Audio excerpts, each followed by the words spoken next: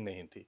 अगर आपने सारे एपिसोड अभी तक देखे हैं तो आपको इस चीज़ का अंदाज़ा लगा होगा कि जो नेशनल कॉन्फ्रेंस शेख अब्दुल्ला और उसके साथियों ने मिलकर बनाई थी, उन्हीं में से एक साथी बख्शी गुलाम मोहम्मद ने अगस्त 1953 में शेख के हाथ से छीनकर अपने कब्जे में ले ली और वो दिल्ली के साथ मिलकर कामकाज करने लगे।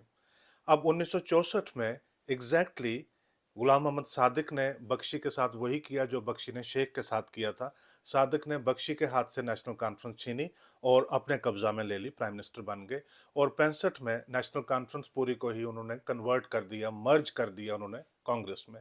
67 में बख्शी गुलाम मोहम्मद ने फिर से नेशनल कॉन्फ्रेंस का एक धड़ा रिवाइव किया था, लेकिन जुलाई 1972 में उनकी डेथ हो चुकी हुई थी। तो उनके साथ वो जो नेशनल कॉन्फ्रेंस का अगर छोटा सा कोई जुज रहा था, बचा था, वो भी खत्म हो चुका था।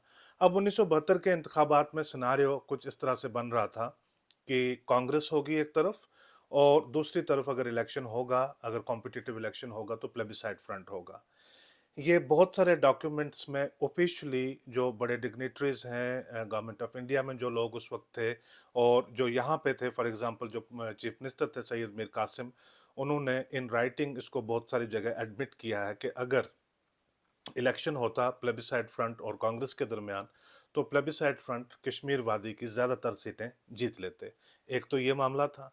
दूसरा ये था कि फिर उस इलेक्शन की कैंपेन इस तरह से होती कि उसमें 1947 के वाक़यात की बात होती, उसमें 1952 के वाक़यात की बात होती, 1953 से के वाक़यात की बात होती।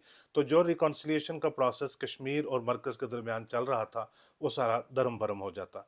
तो लिहाजा बैक चैनल से किसी तरीके से कुछ ना कुछ करके परसुएड किया, या हालात जो हैं वो ऐसे नासाज बना दिए कि प्लेबिसाइड फ्रंट ने 1972 के इंतखाबात में हिस्सा नहीं लिया। अब सूरत हाल इस तरह से थी कि 75 मेंबर का ये हाउस था।